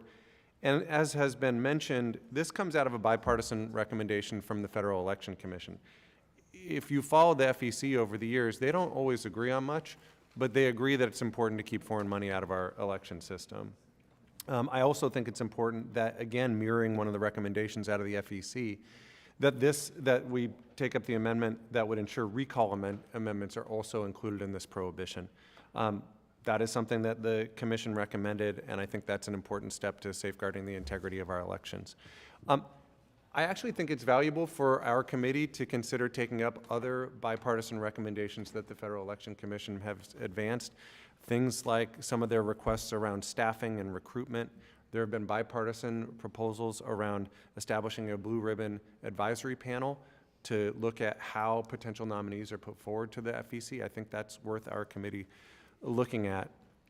I also just want to, on a side note here, as we look at how to keep foreign money out of elections, an area that I think we've got to fix a loophole in is online political expenditure. Right now, if any of us, if our campaigns, if an outside entity puts an ad on television, that is disclosed. There is a public file. They have to put their name on it. That is true on radio. That is true on broadcast. That is not true on online political expenditure. And we have a bill, the Honest Ads Act, which is a bipartisan bill just to replicate the same requirements that exist in TV and radio and have them apply to large-scale online political expenditures. I think that's really important. Again, if we're going to be serious about keeping foreign money out of elections, we know more and more political spending is migrating into that online arena. I would hope to see this committee take that up too. But for now, I want to thank the committee for moving forward with this Stop Foreign Funds and Elections Act, and hopefully we can keep the bipartisan train running. I'll yield back. The gentleman yields back. Does any other member seek recognition? Ms. Sewell is recognized. I move to strike the last word. Eliminating foreign interference in our local, state, and federal elections is an issue that transcends party lines because we all agree that the fact that corruption has no place in our politics. This is why I currently co-lead the Stop Foreign Interference in Ballot Initiative Act, which Representatives Porter and Gallagher have introduced to ban foreign donations for ballot measures and recall elections. Currently, it is illegal for foreign entities to donate to American politicians and political campaigns, but there is a legal loophole that enables foreign nationals to donate to state and local ballot initiatives. It is time to close that gap in our elections to protect our democracy and ensure that Americans can trust that their government leaders are looking out for their best interests and not those of foreign governments, businesses, or other foreign investors. And I yield back the balance of my time. The gentlewoman yields back. Does any other member seek recognition? I you. Mr. Morelli is recognized. If Mr. Morelli were at the right tab in his book, we'd be in better shape here. I do have an amendment at the desk, Mr. Chairman. The clerk will please distribute and report the amendment. An amendment to H.R. 3229. Without objection, further reading of the amendment will be dispensed with. Does the gentleman from Florida? Mr. Chairman, I reserve a point of order. Gentleman reserves a point of order. Mr. Morelli is recognized in support of the amendment. Thank you, Mr. Chairman, and thanks again for folks' work on this and their collaboration. I want to particularly thank Mr. Kilmer for his work and his comments here. More evidence that he will be missed in the next Congress, and I'm saddened by that, but grateful for his ongoing contributions. Mr. Chairman, the Federal Election Commission determined, as has been said in a recent enforcement matter, that the Federal Election Campaign Act's foreign national prohibition does not reach ballot initiatives that do not appear to be linked to an office-seeking candidate at the federal, state, or local level. To address the statutory omission, the FEC included, as has been said, a recommendation to amend the prohibition to include state and local ballot initiatives, referendum, and recall elections as one of the Commission's highest priority legislative recommendations. The underlying bill here largely tracks the bipartisan legislative recommendations of the FEC, except for it excludes the recall elections provision. This discrete amendment simply ensures the bill is in complete alignment with the FEC's bipartisan legislative recommendations. I encourage my colleagues to support what I consider a reasonable amendment in the spirit of what the FEC worked on. And before yielding back, I again want to note that I'm glad to see the committee taking seriously the risk of foreign interference in domestic elections. In that spirit, I encourage my colleagues to consider additional comprehensive democracy reform, which closes loopholes for foreign campaign spending, like the Freedom to Vote Act, which includes the Disclose Act. I would also welcome the opportunity to work across the aisle to advance additional measures which the FEC bipartisan legislative recommendations included. Mr. Kilmer has already acknowledged that as well, and I hope we're able to secure final passage on the administrative fines measure before the program sunsets later this year. I think something that you and I both agree on. And again, thank you for all the work on this, and with that, I yield back the balance of my time. I thank the ranking member for his amendment. It further enhances the underlying legislation that I know Mr. Kilmer and Mr. Fitzpatrick put a lot of time and effort into. I thank you for the amendment. I'll be supportive of the amendment. Does any other member seek recognition on the amendment? Does the gentleman from Florida reserve her point of order? No, Mr. Chairman, I yield back. Is there any further debate on the amendment? If not, the question is now on the amendment from Mr. Morelli. All those in favor signify by saying aye. Aye. All those opposed, no. In the opinion of the chair, the ayes have it, and the amendment is agreed to. Does any member seek recognition on the underlying amendment in the nature of a substitute? Seeing none, the question now occurs on the amendment in the nature of a substitute. All those in favor signify by saying aye. Aye. All those opposed, no. In the opinion of the chairs, the ayes have it, and the motion to report is agreed to. The question now occurs on ordering H.R. 3229 reported favorably to the House. All those in favor signify by saying aye. Aye. All those opposed, no. In the opinion of the chairs, the motion to report is agreed to. Without objection, the motion to reconsider is laid upon the table.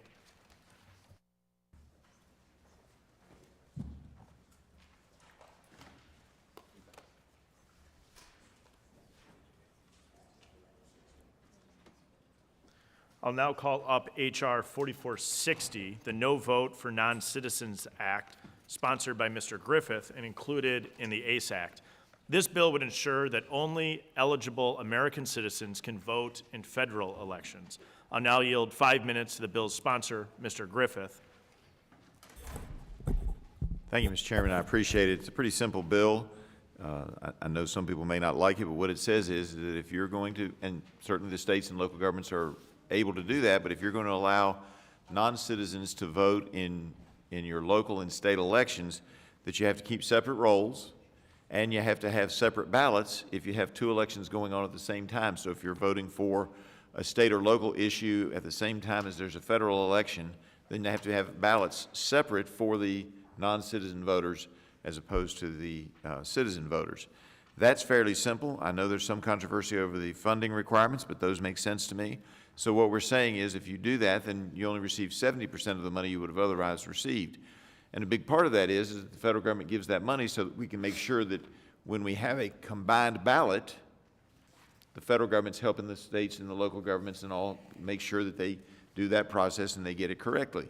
If you're going to have separate ballots and you're not going to have those ballots be the same, then the federal government's responsibility is less. Frankly, I think you can make an intellectual argument for less than the 70%, but we felt like that would be unfair to go below the 70% level, so we left it at 70%.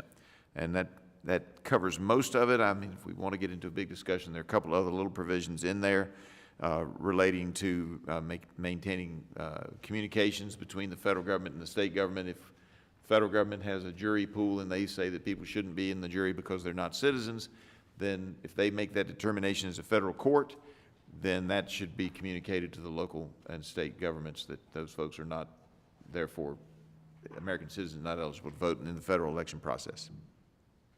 I yield back. The gentleman yields back, and I appreciate your work in this area, Mr. Griffith. It's an important topic, and I know it's passionate to you. Does the ranking member, Mr. Morelli, speak on the statement on the bill? Has an amendment at the desk. An amendment at the desk. The gentleman has an amendment at the desk. The clerk will report the amendment.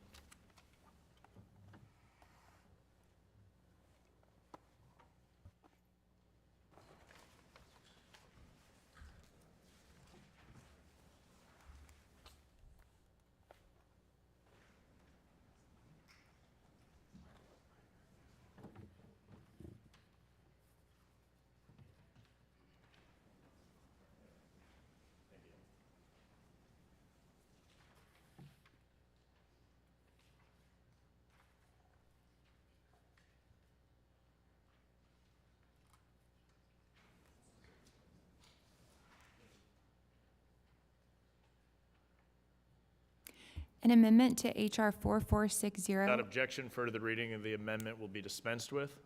Mr. Chairman, I reserve a point of order. The gentleman from Florida reserves a point of order. Mr. Morelli is now recognized for 5 minutes in support of the amendment. Thank you, Mr. Chair. I admit, looking at this bill, I'm confused about the guiding philosophy of the modern Republican Party. As was stated earlier, I think a misreading of the United States Constitution, which clearly gives Congress the power to do it. But my majority colleagues often say that the states have primacy. So do they support the power of states to create their own laws to govern themselves? Are they for local control? Do they want to use the federal power to override and overrule local governments? Because that's exactly what we have here. They enjoy waxing poetic about the sacrosanct nature of their view, states' rights and local control. This bill directly contradicts those principles. It strong-arms local jurisdictions and mandates extreme partisan restrictions. I'm all for real election security. This bill does not increase the security of our elections. I want to be very clear about this bill up front. Everybody in the room knows it's a messaging bill, has no chance of passage. Frankly, it's gimmicky. With next year's elections fast approaching, we should be focusing on how we support election administrators coast to coast who continue to face increased pressures to do their jobs and do it effectively. Instead, we're considering a recycled provision of the ACE Act that slashes already scarce funding for election administrators and mandates heavy-handed voter purges using flawed systems that disproportionately target naturalized citizens. So let's be clear also, Democrats ardently believe that government can, indeed should, be used to expand prosperity and opportunity, ensure safety and health, and most importantly, safeguard rights and freedoms. This bill is an attempt to restrict freedom rather than to expand it. Where Democrats, through our Freedom to Vote Act, aim to aid the exercise of democracy and self-government, this bill does the opposite. Nothing but decrease local control without increasing election security. It would slash funds that are critically needed to keep our elections safe, investments necessary to the success of free and fair elections, which we all continue to talk about. I suspect my majority colleagues may think the bill is a clever way to punish blue states for their sovereign and entirely constitutional decisions. This is their right to make these choices. And I do warn my colleagues, this bill would not just punish Democrats. HAVA funds benefit everyone. Our election infrastructure safeguards the rights of every American. California, for example, would lose 30% of its HAVA funds under this bill. My majority colleagues might have forgotten, Republicans received almost 4 million votes in California in 2022. In fact, over 13% of 2022 voters live in just 4 states, California, New York, Maryland, and Vermont. These 4 states, which send 24 Republicans to Congress, including the former Republican Speaker of the House and the chair of the Republican Conference, could lose a third of their HAVA funds under this bill. Voters in those states would be penalized by Republicans in Washington. Voters would see their election infrastructure dramatically weakened and would vote in elections that are underfunded and therefore necessarily less secure and more vulnerable to malicious acts. That is not what I think any of us want. At a time when election administrators have repeatedly told this committee of their dire need for increased funding, slashing these funds would be a grave mistake. I recently met with the commendable public servants who, under great strain and scrutiny, run Rochester's elections, Monroe County's elections. I tell you here and now, I will never vote to cut even a cent of funding for these hardworking people. It's not just my community. Each of the public servants who run the elections for the 11% of the Republican conference from the 4 states I mentioned above would lose essential funding as a punishment for decisions made outside of their control. The committee's majority keeps pushing a narrative that the confidence of the American people is in crisis. I've never been that cynical. If anything shakes the American people's confidence in our government, it's watching the slow-motion Hindenburg disaster that has been this majority's efforts over the last 9 months. I offer this amendment to strip away the provisions of the bill that would punish election administrators at a time they most need our support. It would leave a sensible proposal that states or jurisdictions that allow non-citizen voting should maintain proper registration lists and ballots that ensure that all eligible voters in their jurisdiction are able to access and cast the appropriate ballot. If my majority colleagues will abandon denialism, conspiracy theories uprooted in fact, certainly untethered from this committee's record that shows absolute dearth of legitimate reasons to contest the outcome of the 2020 election, then we can find common ground. That's what this amendment seeks to do. I urge my colleagues to support real election security. I urge them to support my amendment, and with that, I yield back. The gentleman yields back. Mr. Griffith is recognized for 5 minutes. I think the chairman, you know, it's interesting because you always see things in a different light than other folks. I think this is a very reasonable measure. What in essence is happening is in some of the states, and they have every right to do that. This bill does not attack that right, but it says if you're going to have 2 different election processes, we spend money to guarantee or to assure free and fair federal elections. If the rules are then changing at state and local elections because other people are allowed to vote, that's a different ballot process. And what this bill says is we're going to have separate ballots. We're going to have those folks, you know, 2 separate rolls, 2 separate ballots. And we're trying to make sure that there are free and fair federal elections. In theory, one could argue that since it's a separate roll and a separate ballot and everything is separate, that it should be cut to 50%. So to say that we're slashing it when in fact we're probably giving 20% more money than we ought to, because when you divide the process, I see confusion on Mr. Morelli's face. If you're taking the process that's 100% now and you're cutting it in 2, it would seem that you only pay for 50% of it. If you go to the grocery store and you only get a half a pound of ground round, you probably don't pay for a whole pound of ground round. That's all we're saying. We're only involved in half of these election processes now. We're willing to pay a little bit more because we understand that it may be detrimental in some ways. It's not meant as punishment. It's meant as a common sense approach to spending federal dollars that we don't have enough of, that we have a huge deficit over. And so we're just trimming it back a little bit and saying, we're going to pay the part that the federal government's invested in. If you've chosen to go in a completely different direction, have separate roles, and I think that's important that we do, but if you have separate roles and you have a separate balloting process, then you have every right to do that. But if you make that choice, that's something you have to pay for.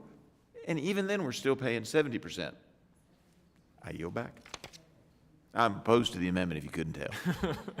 The gentleman yields back. Is there further debate on the amendment? This is the gentlewoman from Florida, insists on her point of order. No, Mr. Chairman, I yield back. If not, the question is on the amendment from Mr. Morelli. All those in favor signify by saying aye. Aye. All those opposed, no. No. In the opinion of the chairs, the noes have it, and the amendment is not agreed to. A roll call vote is ordered. The clerk will please call the roll. Mr. Stile? No. Mr. Stile votes no. Mr. Loudermilk? No. Mr. Loudermilk votes no. Mr. Griffith? No. Mr. Griffith votes no. Dr. Murphy? No. Dr. Murphy votes no. Ms. Bice? No. Ms. Bice votes no. Mr. Carey? Mr. D'Esposito? Mr. D'Esposito votes no. Ms. Lee? Ms. Lee votes no. Mr. Morelli? Mr. Morelli votes aye. Ms. Sewell? Mr. Kilmer? Ms. Torres? Ms. Torres votes aye. Mr. Carey? Ms. Sewell? Mr. Kilmer? Does any member wish to change their vote? The clerk will report the tally. Mr. Chairman, on this vote, there are 2 ayes and 7 noes. The amendment is not agreed to. Do any other members seek recognition? If not, the question now occurs on ordering H.R. 4460 reported favorably to the House. All those in favor signify by saying aye. Aye. All those opposed, no. No. In the opinion of the chairs, the ayes have it, and the motion is agreed to. May I ask for a recorded vote? Recorded vote has been requested. The clerk will call the roll. Mr. Stile? Aye. Mr. Stile votes aye. Mr. Loudermilk? Aye. Mr. Loudermilk votes aye. Mr. Griffith? Aye. Mr. Griffith votes aye. Dr. Murphy? Aye. Dr. Murphy votes aye. Ms. Bice? Aye. Ms. Bice votes aye. Mr. Carey? Mr. D'Esposito? Aye. Mr. D'Esposito votes aye. Ms. Lee? Aye. Ms. Lee votes aye. Mr. Morelli? No. Mr. Morelli votes no. Ms. Sewell? Mr. Kilmer? Ms. Torres? No. Ms. Torres votes no. Mr. Carey? Aye. Mr. Carey votes aye. Ms. Sewell? Mr. Kilmer? Does any member wish to change their vote? The clerk will report the tally. Mr. Chairman, on this vote, there are 8 ayes and 2 noes. The bill is agreed to without objection. The motion to reconsider is laid upon the table.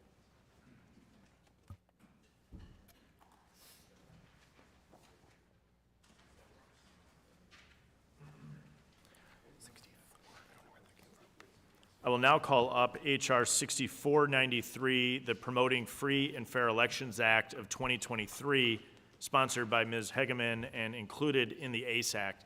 The bill would repeal a Biden executive order that gives federal agencies unprecedented power to influence the elections process, essentially turning them into an extension of the left's get-out-the-vote operation.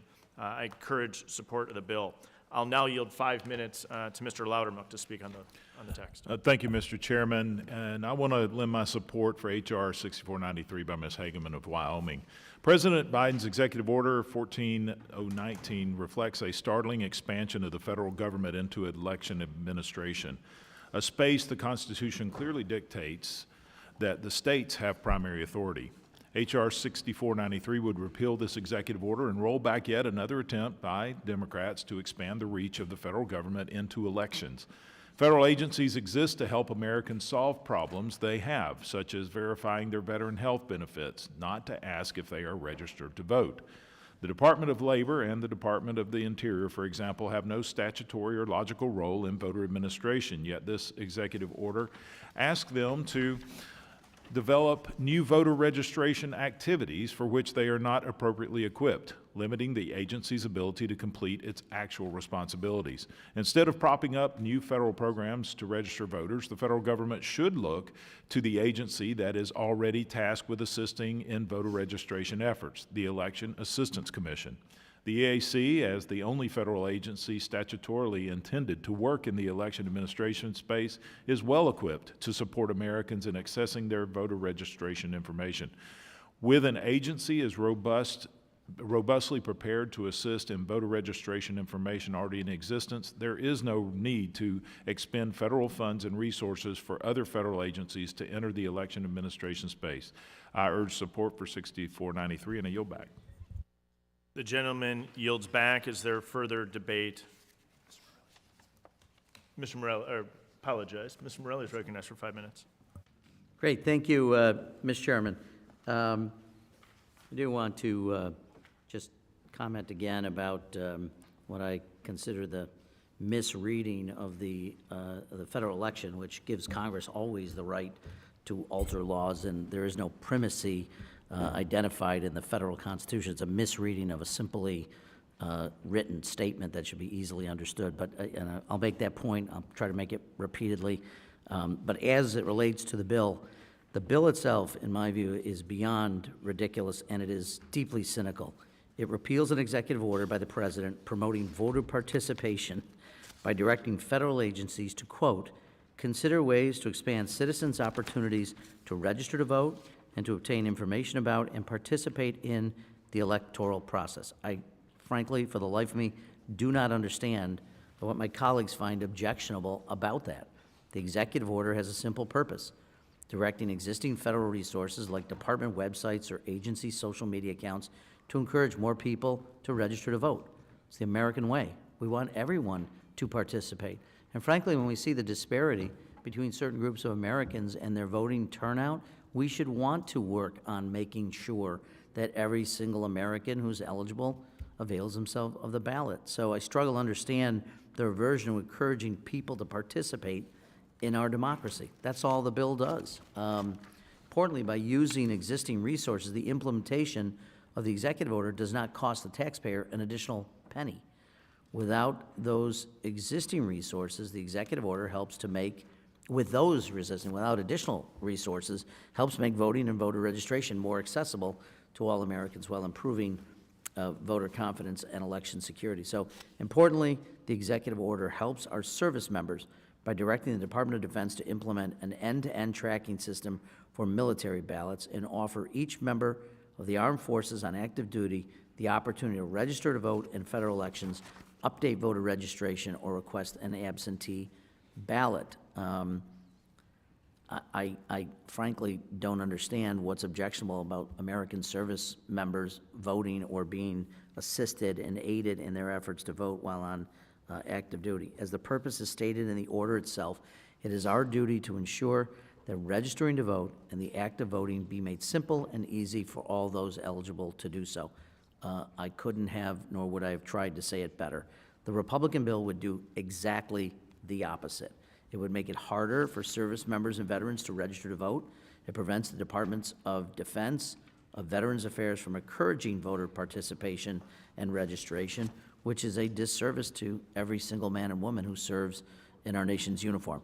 The executive order on promoting access to voting has been working. After the president's executive order, the VA sent a survey to over 12 million veterans to understand the veterans' experience with the voter registration process. The VA also launched a website with nonpartisan voter registration and elections information specifically for veterans. And the VA is developing pilot programs for VA health facilities to receive and accept NVRA designations. Now, why, in God's name, would any member of this committee, if they support our veterans and support voter registration, oppose the executive order? And it's not just the VA that's been successful. Crucially, the Department of Interior has been improving voter registration access for Native Americans who have long been excluded from the full democratic participation. For example, the Department of Interior has accepted NVRA designations for the tribal colleges and universities it operates, ensuring students have regular access to voter registration services. Further, Interior has raised awareness about barriers Native American voters face by translating the report of the Interagency Steering Group on Native American Voting Rights into 6 native languages, both in writing and in audio. By supporting this bill, my colleagues will be dismantling vital programs that materially help Native Americans participate in a democracy. Again, I'm at a loss to understand why anyone would want to do that. I applaud the administration for work on this executive order.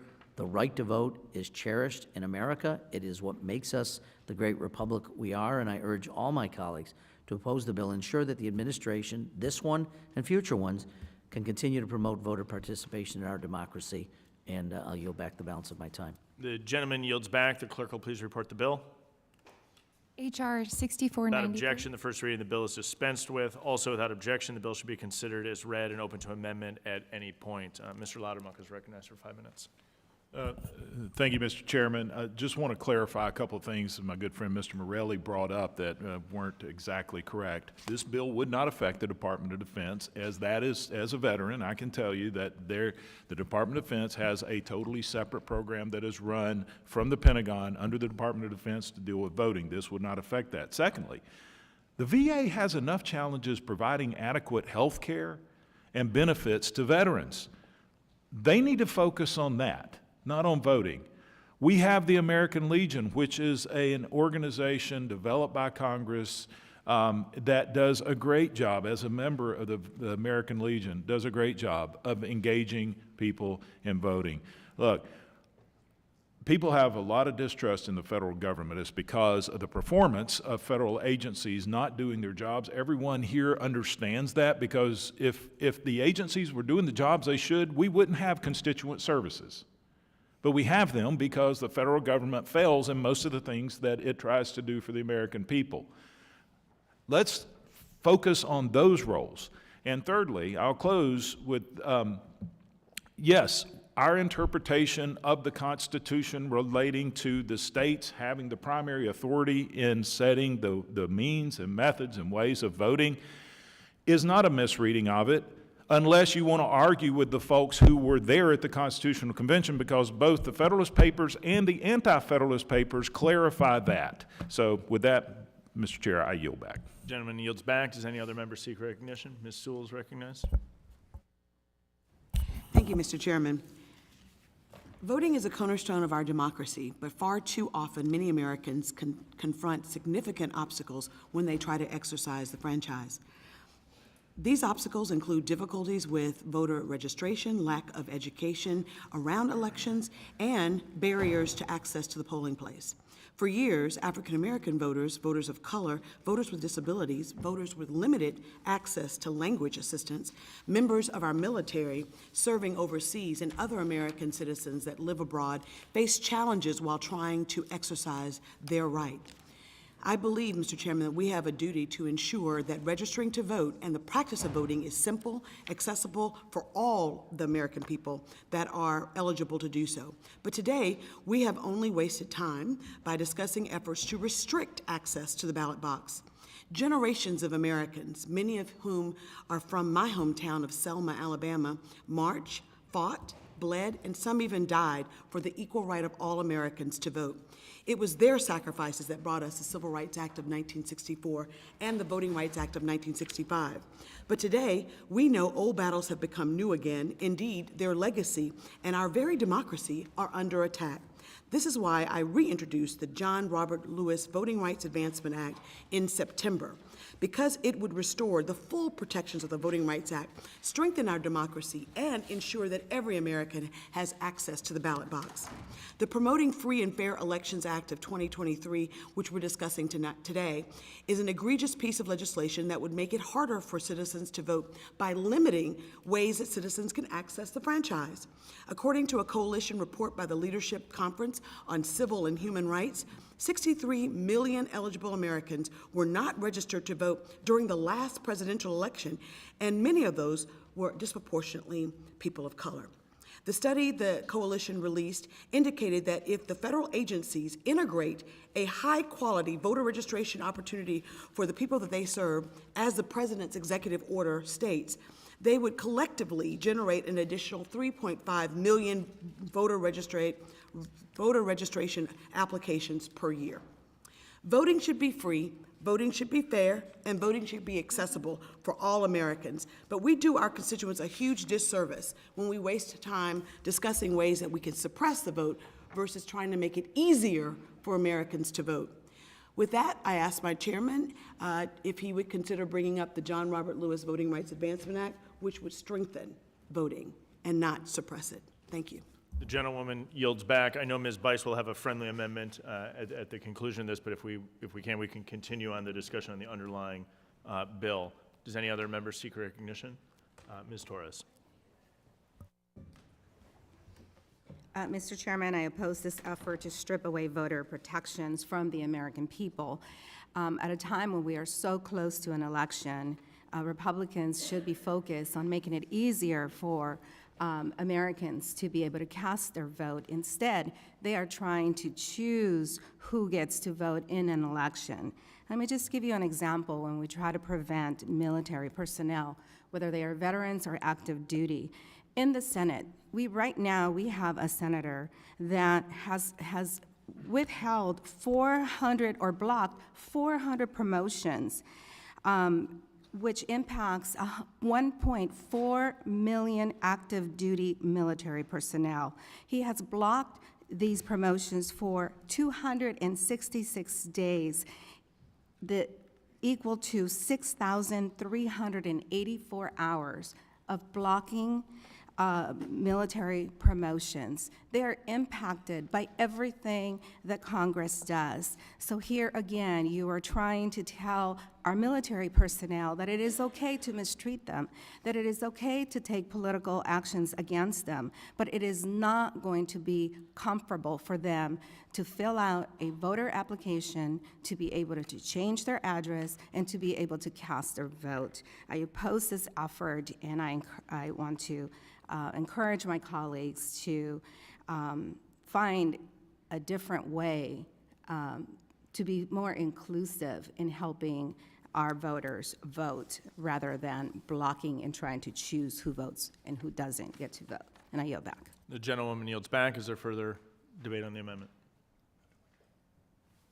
Ms. Bice is recognized. Mr. Chairman, I have an amendment at the desk. The clerk will report the amendment. Will distribute and report the amendment. An amendment to H.R. 6494 offered by Ms. Bice of Oklahoma, page 1. Without objection, further reading of the amendment will be dispensed with.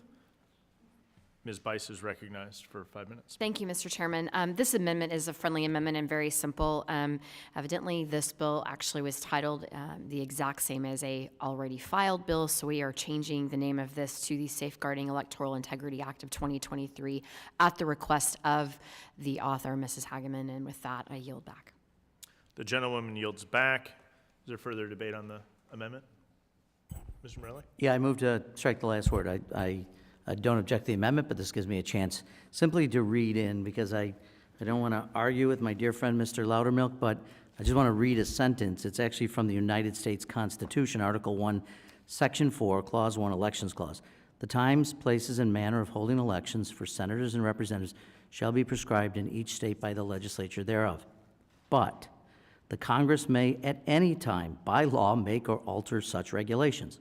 It's a pretty clear reading. James Madison, the author primarily of the U.S. Constitution, actually agreed with the interpretation that Congress may at any time, by law, make or alter such regulations. So this notion of primacy, I think about it this way.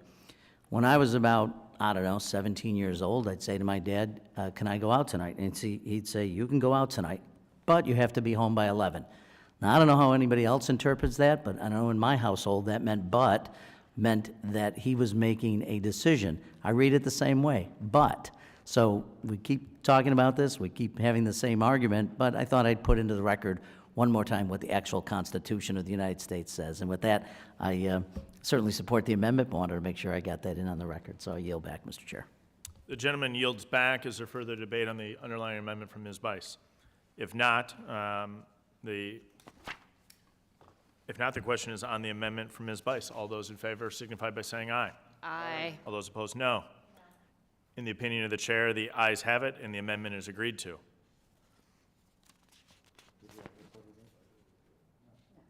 If the amendment is agreed to, if the question now, do any other members seek recognition?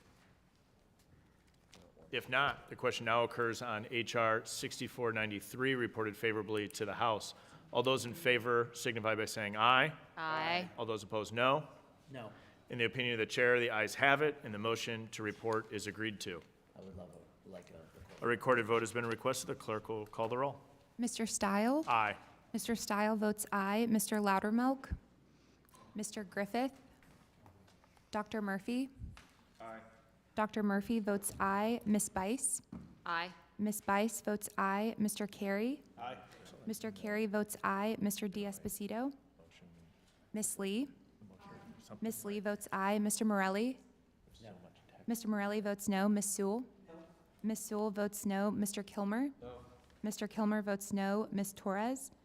No. Ms. Torres votes no. Mr. Loudermilk? Mr. Griffith? Mr. D'Esposito?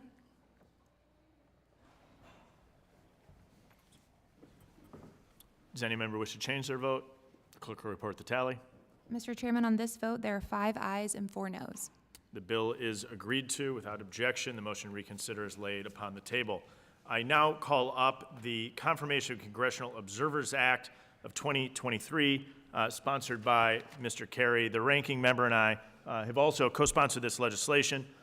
We kind of got across the line yesterday, and I appreciate the work not only of you, Mr. Morelli, but as well as minority staff for engaging with our staff to get this legislative text correct. The Congressional Election Observers Program, utilized by both parties, is authorized under the Constitution, but is not codified in federal law. Official congressional observation of federal elections is crucial for creating records in cases of contested congressional election. The bill ensures that congressional observers have full access to congressional election administration processes, including polling places and election tabulation facilities. I'll now yield 5 minutes to Mr. Carey, the sponsor of the bill. Thank you, Mr. Chairman. The Confirmation of Congressional Observer Access Act, or COCA Act, codifies the authority of Congress to deploy congressional staff to observe close races in order to develop a record of information for use during the election, contest. I appreciate the ranking member Morelli and his staff that worked on this legislation in a very bipartisan way to make this a bipartisan piece of legislation. Also want to thank the chairman for bringing this bill in front of the committee for markup. And with that, Mr. Chairman, I yield back. The gentleman yields back. Ranking member Morelli is recognized to give a statement on the bill.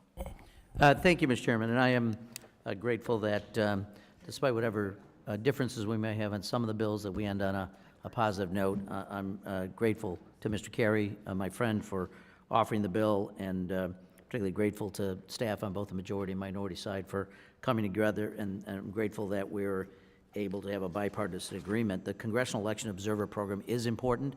I'm grateful the changes that you were willing to make address the concerns that we raised.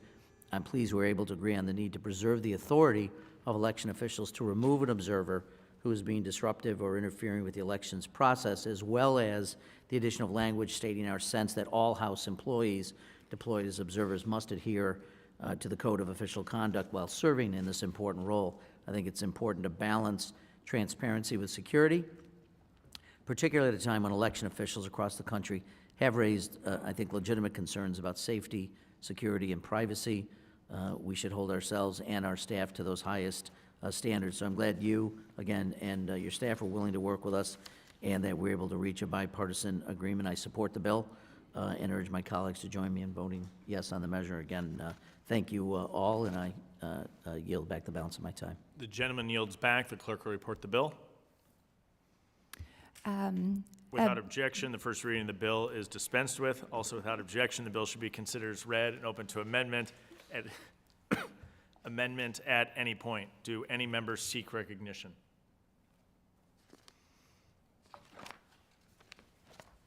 Seeing none.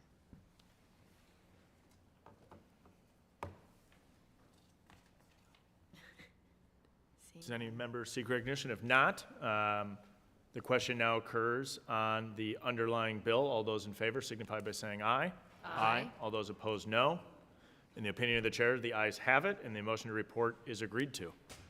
Without objection, the motion to reconsider is laid upon the table.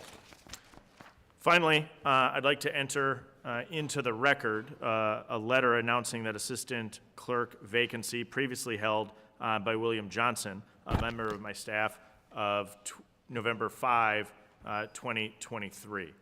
This concludes the order of business for today's markup.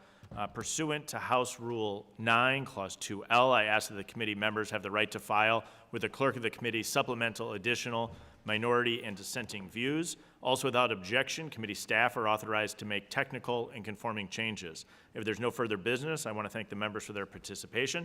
And without objection, the committee stands adjourned.